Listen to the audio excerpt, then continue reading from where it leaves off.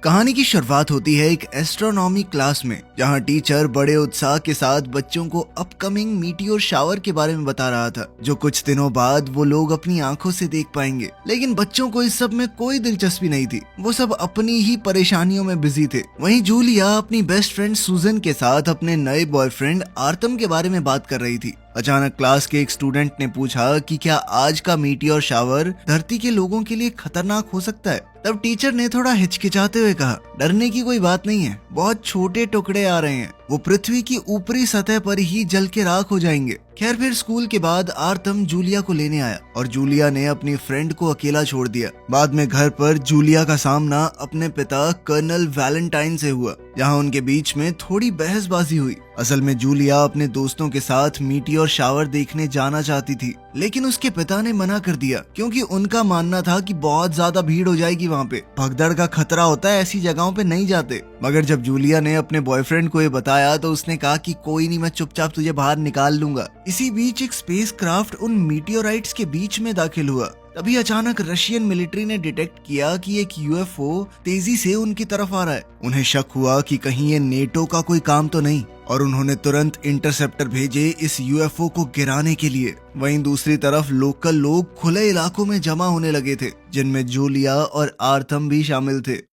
तभी अचानक एक गाड़ी तेजी से वहां घुसी और लोगों से लगभग टकराने ही वाली थी। इससे आर्थम का गुस्सा भड़क गया और उसने गाड़ी के साइड वाला शीशा तोड़ दिया। अब बात हाथापाई पर पहुंचने वाली थी, लेकिन तभी आर्थम के दोस्त भी उसके साथ आ गए। इतने लड़कों को साथ देखकर गाड़ी के मालिक ने पंगा लेने का इरादा छोड़ दिया। फिर सूजन ने जूलिया और आर्थम को अपने घर की छत पर बुलाया, जहाँ से मीटियोर शावर का बहुत अच्छा नजारा दिखने वाला था। लेकिन वो दोनों एक दूसरे में इतना खो गए कि उन्हें आसपास की परवाह ही नहीं रही। तब सूजन ने उन्हें प्रिवेसी देने के लिए अपने घर की चाबी दे दी। बाद में जब दोनों एक दूसरे की बाहों में थे तो जूलिया पूरी तरह शांत नहीं थी, क्योंकि उसने अपनी दोस्त को छत पर अकेला छोड़ दिया था और उसका ये शक बिल्कुल सही निकला। उसी वक्त अचानक फाइटर जेट्स ने अंतरिक्ष से आए स्पेसक्राफ्ट पर हमला कर दिया और वो सीधा उसी बिल्डिंग की छत पर क्रैश हुआ जहां सूजन थी। धमाका इतना जबरदस्त था कि कई बिल्डिंग्स, एक हाईवे और एक स्टेडियम तक तबाह हो गए। उसी पल जूलिया और आर्थम खुद को गहरी खाई के किनारे पर पाते हैं, जहां वो बेड के टुकड़ों को पकड़कर लटक रहे थे। खुशकिस्मती से आर्थम ने किसी तरह जूलिया को बचा लिया और उसे उस आधे टूटे घर से बाहर निकाल लिया। इस दुर्घटना के बाद पूरा इलाका मिलिट्री और पुलिस ने सील कर दिया। कर्नल वैलेंटाइन और पार्लियामेंट के रिप्रेजेंटेटिव मिखेल ने एलियंस से संपर्क करने का फैसला किया ताकि उनके मकसद को समझा जा सके। तभी स्पेसक्राफ्ट से 2 मीटर लंबा रोबोट जैसा क्रीचर बाहर आया। मिखेल ने उसका धरती पर स्वागत किया, लेकिन वो इतना ज्यादा घबराया हुआ था कि उसे हार्ट अटैक ही आ गया। खैर, बाद में वैलेंटाइन ने पार्लियामेंट को बताया कि एलियंस ने क्या कहा। उन्होंने गुजारिश की थी कि कोई भी उनके जहाज के पास ना आए जब तक वो अपने जहाज की मरम्मत करना चाहते हैं। फिर वो वापस अपने प्लैनेट वापस चले जाएंगे, क्योंकि एलियंस ने खुद से कोई हमला नहीं किया था, उल्टा हमला तो उन्होंने किया है बिना उनकी बात सुने। इसलिए वैलेंटाइन ने कहा कि हालात की नजाकत को देखते हुए बिना किसी लड़ाई के हमें उन्हें जाने देना चाहिए। वहीं दूसरी ओर जूलिया को हॉस्पिटल के कमरे में होश आया। तब टीवी न्यूज पर उसे पता चला कि स्पेसक्राफ्ट क्रैश ने पूरे शहर में तबाही मचा दी थी। तभी उसकी नजर सूजन के हेडफोन्स वाले पैकेज पर पड़ी, जिसमें उसकी मौत की डेट लिखी थी। ये देखकर जूलिया पूरी तरह टूट गई। बेहद परेशान होकर उसने आर्थम को ढूंढा और उसके साथ हॉस्पिटल से भाग गई। फिर थोड़ी देर बाद कर्नल वैलेंटाइन आर्मी के व्हीकल में हॉस्पिटल पहुंचा। उसे आर्थम कुछ खास पसंद नहीं था, लेकिन फिर भी उसने उसका शुक्रिया अदा किया क्योंकि उसने जूलिया की जान बचाई थी। फिर घर जाते वक्त जूलिया ने अपने पिता से पूछा कि आगे क्या होगा, मगर वैलेंटाइन ने बताया कि शहर में कर्फ्यू लग चुका है और अब स्कूल के बाद सभी स्टूडेंट्स को सीधा घर जाना होगा। लेकिन जूलिया के लिए रेस्ट्रिक्शन यहीं खत्म नहीं हुई। वैलेंटाइन अपने काम में इतना बिजी रहने वाला था कि वो उसका ध्यान नहीं रख सकता। इसीलिए उसने जूलिया की देखभाल के लिए उसकी दादी को बुला लिया, जिस पर जूलिया काफी चिढ़ गई। खैर, अब हालात कुछ ऐसे थे कि स्टूडेंट्स को मिलिट्री व्हीकल्स में स्कूल ले जाया जाने लगा। स्कूल के अंदर सूजन की याद में एक मेमोरियल रखा गया जिसने जूलिया के अंदर का दर्द और एलियंस के लिए नफरत और ज्यादा बढ़ा दी। फिर क्लास के दौरान टीचर ने स्टूडेंट्स को समझाने की कोशिश की कि उन्हें एलियंस को दुश्मनी भरी नजरों से नहीं देखना चाहिए। उसने कहा कि इतनी बड़ी दुर्घटना के बावजूद इंसानों के पास एक मौका है कि वो एलियंस की दुनिया को समझ सकते हैं, अंतरिक्ष में जो राज छुपे हुए हैं उन्हें जान सकते हैं। मगर जूलिया के दिल में सिर्फ गुस्सा और नफरत थी। उसने टीचर की बातों को बिल्कुल गलत समझा और वो तो चाहती थी कि इन एलियंस को जल्दी से यहाँ से भगा दो बस। फिर घर जाकर जूलिया ने अपने पिता की तिजोरी में से एक पिस्टल चुरा ली। कर्फ्यू से 1 घंटा पहले वो आर्थम के गैराज पहुंची जहाँ उसके दोस्त पहले से मौजूद थे। उन सब के अंदर एलियंस के खिलाफ गुस्सा भरा हुआ था क्योंकि वो बिना इजाजत के उनके प्लेनेट पर घूम रहे हैं। उसी वक्त जूलिया ने अपने दोस्तों से कहा कि बातें करने से कुछ नहीं होगा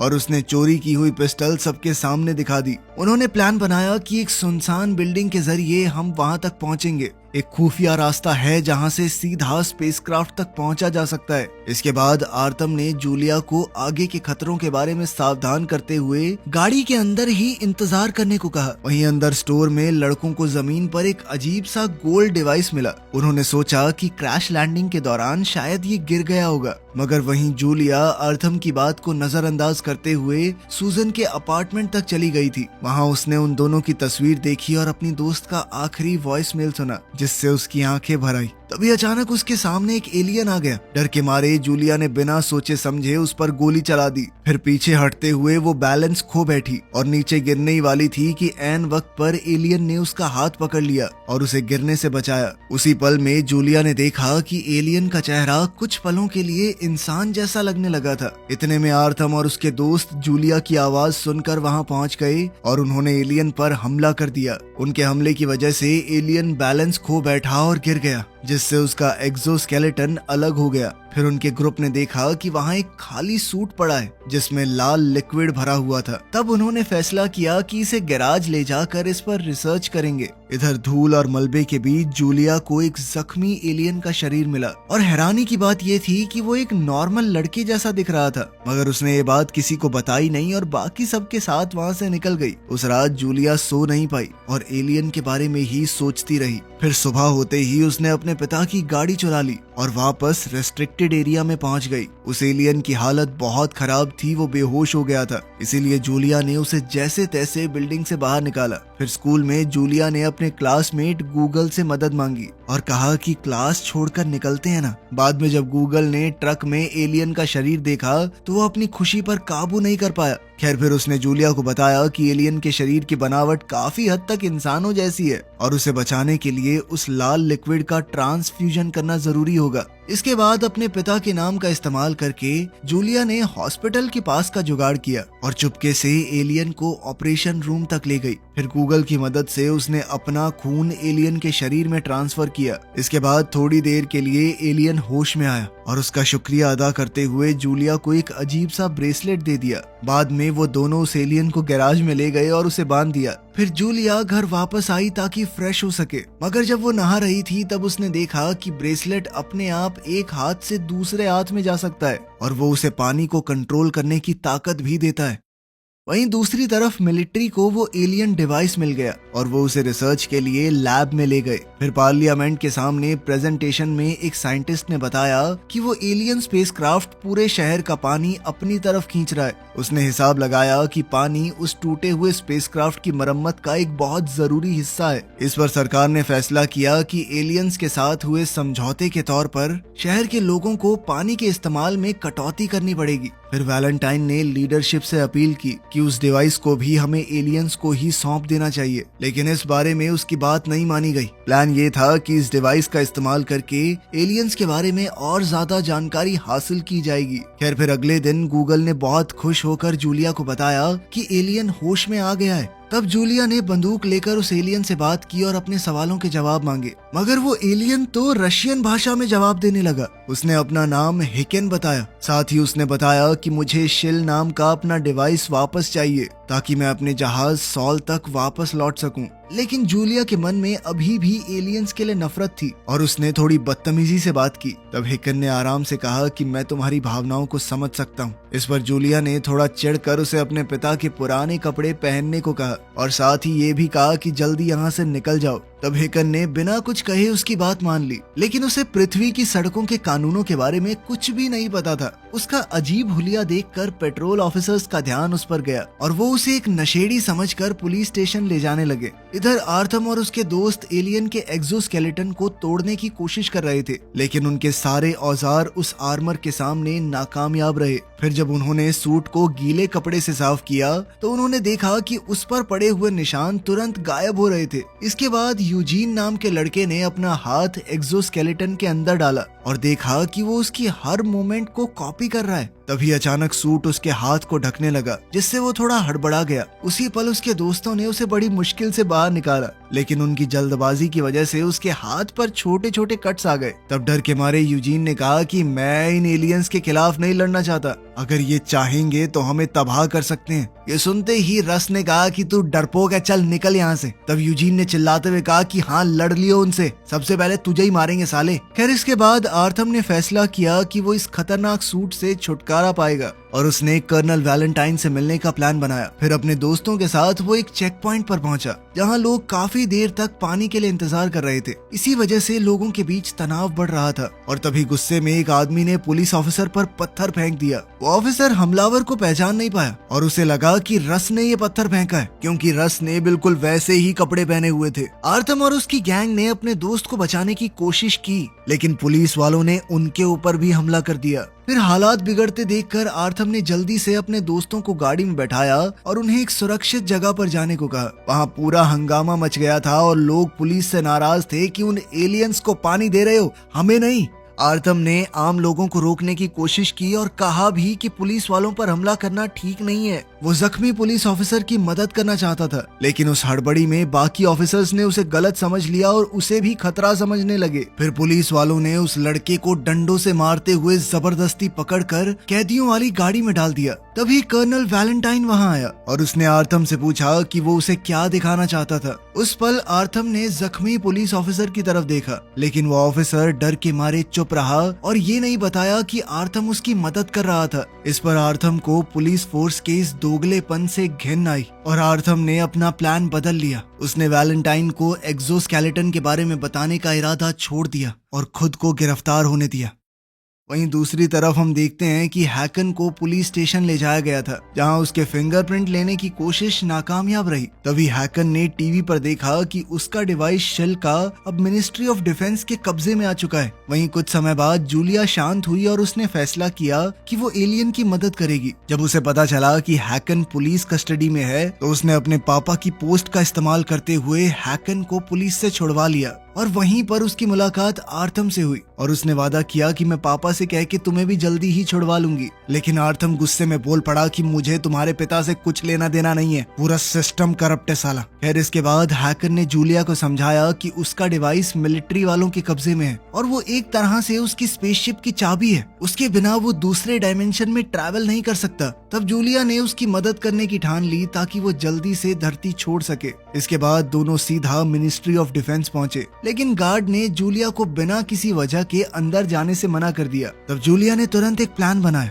और उसने हैकन की तरफ देखकर झूठ कह दिया कि वो प्रेग्नेंट है। ये सुनकर वो अंदर जा पाई। उसके पिता वैलेंटाइन इस बात से बहुत हैरान हो गए। उन्होंने गुस्से में कहा कि मैं इस आदमी को ऐसी जगह फेंकवाऊंगा, मिलेगा नहीं है कभी। तब जूलिया उन्हें शांत करने के लिए उनके गले लग गई और इसी दौरान चालाकी से उनका सिक्योरिटी पास चुरा लिया। बाद में गुस्से में कर्नल ने हैकन को ऑफिस से निकाल दिया और जूलिया ने चुपके से उसे जाने से पहले वो पास दे दिया। आखिरकार जूलिया ने अपने पिता को सच बता दिया कि वो गार्ड अंदर नहीं आने दे रहा था, तो इस वजह से मैंने झूठ बोल दिया। फिर हल्की सी मुस्कुराहट के साथ उसने कहा कि बहुत टाइम के बाद आपने मेरी बात सुनी है, अपने बाप से बात करने के लिए प्रेग्नेंट होना पड़ेगा क्या मुझे? असल में वैलेंटाइन अपने काम में इतना बिजी रहता था कि अपनी बेटी की जिंदगी में दिलचस्पी लेना लगभग बंद कर दिया था उसने। मगर जूलिया के दिल में अब भी नाराजगी थी, क्योंकि जब उसकी माँ बहुत बीमार थी उनके पास ज्यादा समय नहीं बचा था। तब वैलेंटाइन ने उसे कैंप भेज दिया। वो तो उसे दर्द से बचाना चाहता था, लेकिन जूलिया को तो अपनी माँ को आखिरी बार अलविदा कहने का मौका तक नहीं मिला।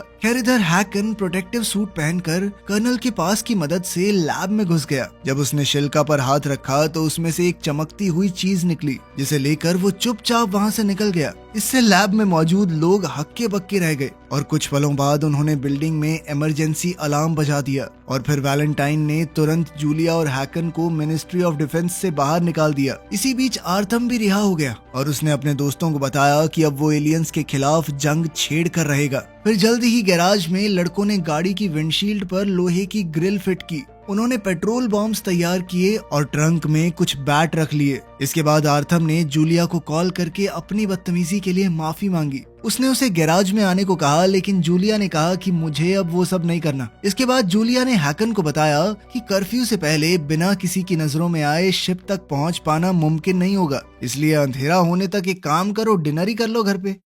घर पहुंचकर हैकन जूलिया के बूढ़े अंधे कुत्ते चार्ली से मिला। हैकन ने जैसे ही उसे छुआ तो उसे शॉक लगा, क्योंकि उसे कुत्ते का दर्द महसूस हो रहा था। तब जूलिया ने बताया कि वो चार्ली को छोड़ नहीं सकती, क्योंकि ये कुत्ता उसकी माँ ने उसे दिया था। तभी जूलिया की दादी कमरे में आ गई तो जूलिया उन्हें थोड़ी देर के लिए समझाने चली गई कि चल क्या रहा है। जब वो वापस आई तो हैरान रह गई कि चार्ली अब सब कुछ देख सकता था। तब हैकन ने उसे अपना वो डिवाइस शिल्का दिखाया और बताया कि ये बहुत ताकतवर चीज है, जिंदगी का स्रोत है ये, और इतने समय तक इसे अपने पास रखने से वो खुद भी अमर बन चुका है। इसके बाद जूलिया ने हैकन को पैनकेक्स खिलाए और धीरे धीरे उसके दिल में कुछ भावनाएं पैदा होने लगी। इसी बीच टीवी न्यूज में हैकन की फुटेज मिनिस्ट्री ऑफ डिफेंस के कैमरास में दिख गई। अब कर्नल उन्हें ढूंढते हुए जल्दी से घर पहुंचा, लेकिन जूलिया और हैकन किसी तरह वहां से बचकर निकल गए। वहीं दूसरी तरफ आर्लम ने एलियंस के खिलाफ टीम बनानी शुरू कर दी थी। वो इंटरनेट पर प्रोपोगेंडा वीडियोस डालने लगा, जिसमें वो लोगों को एलियंस के खिलाफ इकट्ठा होने के लिए भड़का रहा था। उधर हम देखते हैं कि जूलिया को अपने बैग में अपनी दोस्त का आखिरी तोहफा मिला, जो उसके फेवरेट आर्टिस्ट के कॉन्सर्ट की 2 टिकट्स थी। तब उसने फैसला किया कि वो हैकन के साथ वहां पर जाएगी, ताकि वो भीड़ में छुप सकें और कर्फ्यू का इंतजार कर पाएं। इस कॉन्सर्ट के दौरान हैकन ने जूलिया को छुआ और टेलीपैथी की मदद से उसे अपने होम प्लैनेट ले गया, जहां उसने स्वर्ग से भी सुंदर दुनिया देखी। उसने बताया कि हमारा प्लैनेट बिल्कुल तुम्हारे जैसा ही है, लेकिन वहाँ पर कोई पॉल्यूशन नहीं है। वहाँ के लोग भी इंसानों जैसे ही थे, लेकिन उन्होंने अंधाधुंध तरक्की के नाम पर अपने प्लैनेट को खराब नहीं किया। फिर हैकन ने समझाया कि मेरा मकसद धरती पर हमला करना नहीं था, वो तो बस प्यार से यहाँ पर घूमने आया था, और मिलिट्री ने उसकी शिप का पता लगते ही उस पर हमला कर दिया। मगर हैकन ने चेतावनी भी दी कि अगर कोई भी उसकी शिप पर चढ़ने की कोशिश करेगा तो जहाज का सिस्टम उन्हें पूरी तरह तबाह कर देगा। उधर कॉन्सर्ट में यूजीन ने जूलिया को किसी और के साथ देखा और उसने तुरंत इसकी खबर आर्थम को दे दी। उसी समय स्टेज पर आर्टिस्ट ने ऐलान किया कि कर्फ्यू शुरू हो चुका है और सबको यहाँ से जाना होगा। फिर जूलिया हैकन को एक सुनसान जगह पर ले गई और उसे अलविदा कहने लगी, मगर तभी दोनों अपनी भावनाओं पर काबू नहीं कर पाए और एक दूसरे को चूम लिया। उसी वक्त अचानक आर्थम का कॉल आया और जूलिया ने फोन पर ही उससे ब्रेकअप कर लिया। लेकिन अचानक आर्थम अपने दोस्तों के साथ वहाँ पहुँच गया था और उसने सीधा हैकन पर हमला कर दिया, मगर हैकन ने पलटवार नहीं किया। वो चुपचाप मार खाता रहा, क्योंकि वो लोग हिंसा के खिलाफ थे। उसी पल जूलिया ने उन्हें रोकने की कोशिश की और समझाया कि तुम एक ऐसे एलियन पर हमला कर रहे हो जो सिर्फ अपने प्लैनेट पर वापस जाना चाहता है। उसने ये भी कहा कि एलियंस के बारे में हम जो सोच रहे थे गलत था, ये लोग टेक्नोलॉजी के मामले में इंसानों से बहुत आगे हैं। मगर ये सुनते ही आर्थम की आंखों में पागलपन छा गया। उसने जूलिया को पूरी ताकत से थप्पड़ मार दिया। ये देखकर हैकन के अंदर कुछ बदल गया। उसने अपने सारे उसूल तोड़ दिए और अकेले ही उसने आर्थम और उसकी पूरी टीम को हरा दिया। लेकिन इसी बीच यूजीन को जूलिया के बैग में बंदूक मिल गई और उसने हैकन पर निशाना लगाया। तभी जूलिया हैकन को बचाने के लिए खुद बीच में आ गई, जिससे गोली गलती से रस को लग गई। अब सब लोग तुरंत रस के पास भागे, लेकिन बहुत देर हो चुकी थी। जूलिया ने हैकन से कहा कि बचा लो ना इसे, लेकिन हैकन ने कहा कि अगर ये जख्मी होता मैं बचा लेता, किसी मरे हुए को जिंदा नहीं कर सकता मैं। तब तक मिलिट्री व्हीकल्स भी वहां पहुंच चुके थे और आर्थम अपने दोस्तों के साथ जल्दी से छुपने के लिए निकल गया, जबकि हैकन और जूलिया को गिरफ्तार कर लिया गया। इसके बाद आर्थम ने पाइथन से कहा कि रेजिस्टेंस ग्रुप के लोगों को इमरजेंसी कॉल करो। लोगों को भड़काने के लिए उसने जानबूझकर अफवाह फैला दी कि एलियन ने एक इंसान को मार दिया है। इस खबर को सुनते ही पहले से गुस्से में भरी हुई पब्लिक और भड़क गई जल्द ही सैकड़ों लोग इकट्ठा हो गए। अपने दोस्त को खोने के बाद आर्थम ने अब लोगों को भड़काना शुरू कर दिया कि ये पुलिस एलियंस को बचा रही है, हम सरकार के खिलाफ लड़ते हुए एलियंस को खत्म करेंगे और इस देश पर हमारा राज होगा। गुस्से में लोगों ने हथियार उठा लिए ताकि वो अपनी जमीन को एलियंस के कब्जे से बचा सकें। अब आर्थम खुद गैराज वापस गया और एक्सोस्केलेटन को पहन लिया ताकि लड़ाई में उसे ताकत मिल सके। इधर जूलिया और हैकन को एक मिलिट्री चेक पॉइंट में बंद करके रखा गया था। जल्द ही कर्नल वैलेंटाइन भी वहां पहुंच गया। जूलिया ने अपने पिता को समझाने की कोशिश की कि लोग शिप के पास नहीं जा सकते। अगर ऐसा हुआ तो सेल्फ डिस्ट्रक्ट सिस्टम एक्टिवेट हो जाएगा, जिससे पूरा शहर तबाह हो सकता है। लेकिन तब तक भड़के हुए लोगों ने सिक्योरिटी तोड़ दी थी और रेस्ट्रिक्टेड एरिया तक पहुंच गए थे वो। फिर जल्द ही एलियन शिप से रोबोट्स बाहर आए जो अपनी टेक्नोलॉजी की सुरक्षा करना चाहते थे। इंसान बहुत ज्यादा भड़के हुए थे, फिर भी रोबोट्स ने कोशिश की कि इंसानों को नुकसान कम से कम हो। जल्द ही मिलिट्री भी जंग में उतर गई ताकि हालात को और बिगड़ने से रोक सके। तब वैलेंटाइन ने अपनी बेटी की बात को ध्यान से सुना और उसने माना कि मैं सच में तुम्हारी मदद करना चाहता हूँ, लेकिन उसके अंदर उसे खो देने का डर भी था। खैर, फिर अपना मकसद पूरा करने के लिए जूलिया ने बहुत बड़ा कदम उठाया। उसने बंदूक उठाकर अपने पिता को मजबूर किया कि आर्मर्ड व्हीकल की चाबी दे दो मुझे। फिर जूलिया और हैकन सीधा स्पेसशिप की तरफ निकल पड़े, मगर रास्ते में पागल हो चुका आर्थम उन पर टूट पड़ा और उनकी गाड़ी को उलट दिया। तभी हैकन बाहर निकला और उसकी आर्थम के साथ जबरदस्त लड़ाई शुरू हो गई। अब आर्थम लगभग हैकन को हराने ही वाला था, लेकिन उसी वक्त जूलिया ने गाड़ी से उसे टक्कर मार दी। आखिरकार इंसानों की फौज हार चुकी थी। रोबोट्स अब मिलिट्री पर हमला करने ही वाले थे, लेकिन वैलेंटाइन ने अपने हथियार नीचे रख दिए और हाथ उठाकर इशारा किया कि उनके फौजी शांति बनाए रखें। उसी समय हैकन और जूलिया ने एक दूसरे को खुशी से गले लगा लिया और जूलिया ने हैकन के लिए अपने प्यार का इजहार किया। लेकिन गुस्से से लाल आर्थम एक्सोस्केलेटन से बाहर निकला और उसने गुस्से में जूलिया पर गोली चला दी। तभी हैकन उसे बचाने के लिए सामने आ गया और दोनों को गोली लग गई। अब कर्नल का सबसे बड़ा डर सच बन गया था। जब वो अपनी बेटी के बेजान जिस्म के पास दौड़कर पहुंचा, तभी रोबोट्स हैकन और जूलिया को स्पेसशिप के अंदर ले गए और उन्हें रीजनरेशन कैप्सूल्स में रख दिया। तभी जहाज के एआई सिस्टम ने वैलेंटाइन से बात की और बताया कि उसकी बेटी जिंदा रहेगी।